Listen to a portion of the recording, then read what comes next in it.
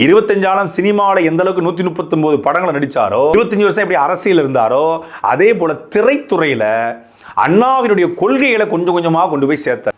திராவிட கொள்கையில கொண்டு போய் சேர்த்தார். அச்சம் என்பது மடமையடா, அஞ்சாமை திராவிடர் உடமையடா. அந்த தத்துவ பாடல் மூலமாக மக்களுடைய வழிகளை, மக்களுடைய வேதனைகளை மக்களுக்கு புத்தி சொல்ற மாதிரி, மக்களுக்கு கருத்து சொல்ற மாதிரி, மக்களுக்கு மனிதத்தை விதைக்கிற மாதிரி திரைப்படங்கள்ல சீரட்டடிக்க மாட்டாரு. திரைப்படங்கள்ல மது இருந்த மாதிரி காட்சி ஈடுபட மாட்டாரு. நீ திரைப்படம் வந்தாலே திரைப்படத்தில் வந்து 10வது பாட்டில் நாங்குடிக்க சாம்பியனை துறக்கட்டுமான்னு பாடுறது, கொக்கோ கோலா அப்புறம் ஒன்று கலரடா நீங்க பாடுவீங்க. ஆனா எம்ஜிஆர் கடவுள் என்னும் முதலாளி கண்டெடுத்த தொழிலாளி விவசாயி, கடவுள் என்னும் முதலாளி கண்டெடுத்த தொழிலாளி விவசாயி. நீங்க வந்து தொட்டப்பட்டா ரொட்டு மேல முட்டை போறட்டா, நான் தொட்டுக்கொள்ள சிக்கன் தரட்டா,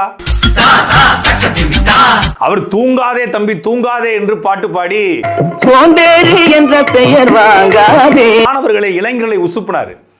திருடாதே பாப்பா திருடாதே, திருடராய் பார்த்து திருந்தாவிட்டால் திருட்டை ஒழிக்க முடியாது.